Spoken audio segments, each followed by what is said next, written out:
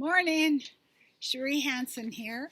I'm asking you if you would kindly subscribe to my YouTube channel so that you get notification of new things I'm finding, discovering that could possibly help make life a little bit easier, kind of like steaming the wrinkles out. This is from Communication by Thich, Nhat, and we're into mindful communication at work. Successful work communication begins before we arrive at our jobs.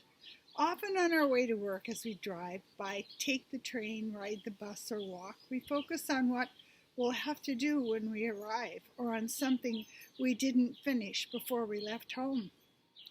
If we instead bring our awareness to mindful breathing and to what's happening right in that moment, we can enjoy every moment of transporting ourselves to work. Before I begin my work of teaching for the day, I don't spend time worrying about what questions people might ask or how I might answer them. Instead, as I walk from my room to the place where I teach, I enjoy every step and every breath fully, and I arrive each moment of my walk in every now. My walk is deeply in now. This way, when I arrive, I feel fresh and ready to work. I can offer my best answer to any question I may be asked. If you arrive at your workplace having already practiced mindfulness while getting ready at home and while on your way, you'll arrive happier and more relaxed than you have in the past. And successful communication will come a lot easier. The way you think about your work and your work relationships affects how you communicate in your work environment. You may be under the impression that the purpose of your work is to offer a service to others or to produce an object or a commodity. But while at work, you're also producing thoughts, speech, and actions. Communication is as much a part of your job as is the end product. If you communicate well in your work environment, not only do you enjoy yourself more, but you create a harmonious atmosphere that will carry over into your work. Everything you do will have a stronger element of compassion and be of greater benefit to other people. Leading by example. When I was in India a number of years ago, I met Mr. K.R. Narayana when he was the president of the Indian Parliament. We spoke about using the practice of deep listening and compassionate dialogue in legislative bodies. I said that any work environment, including a legislative assembly, could become a community motivated by mutual understanding and compassion. If we create a healthy and nourishing work community, we are modeling the kind of environment we want to create in the world.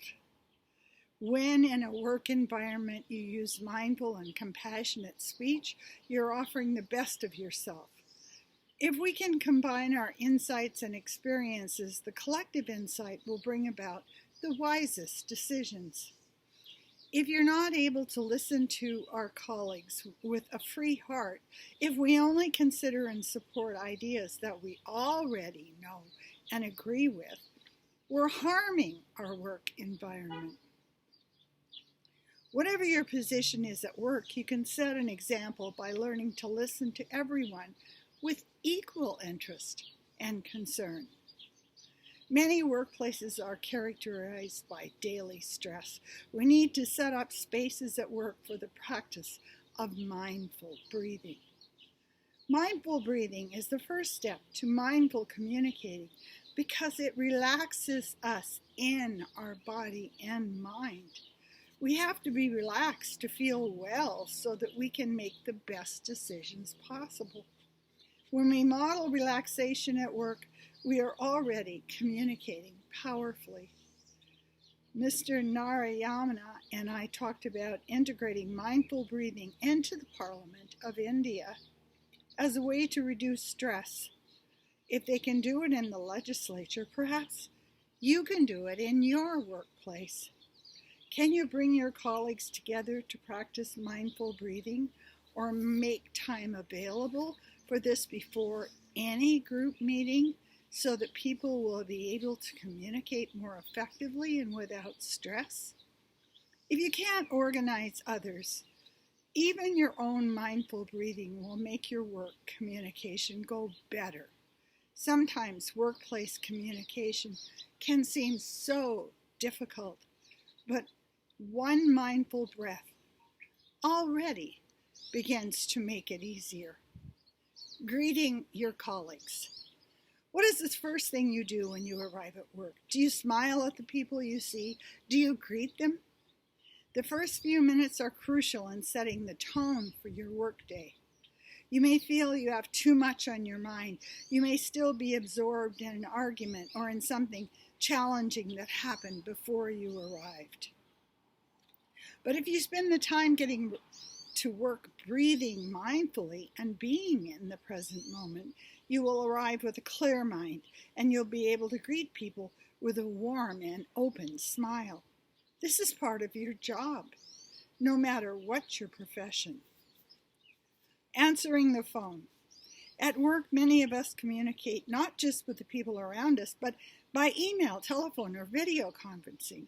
Some of us work primarily with people who aren't in the same physical space or even in the same time zone or country. Even so, you can turn every phone conversation or email into an opportunity to practice compassionate communication. Whenever the phone rings, you will hear it as a bell of mindfulness and stop doing what you're doing. Instead of rushing to answer the phone, you can breathe in and out with awareness 3 times before answering to make sure you're truly present for whomever is calling.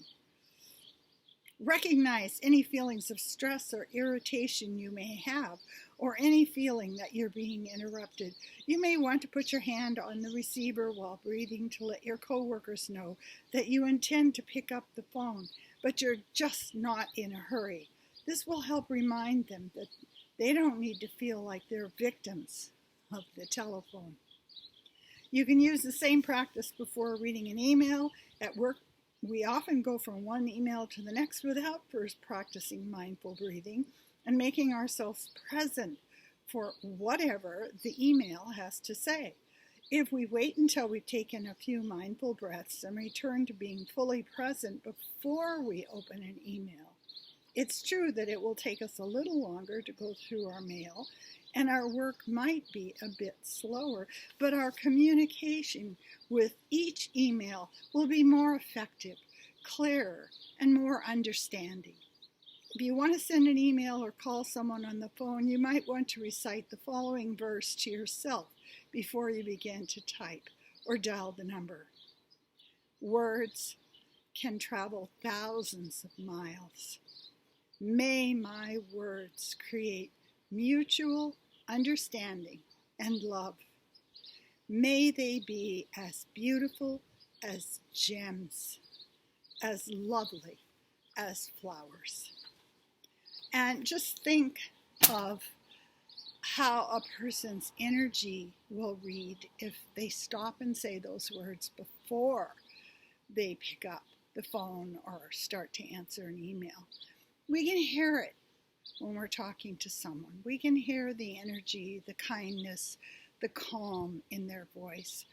And wouldn't it be lovely if every time we had communication with another person, we had it with intention.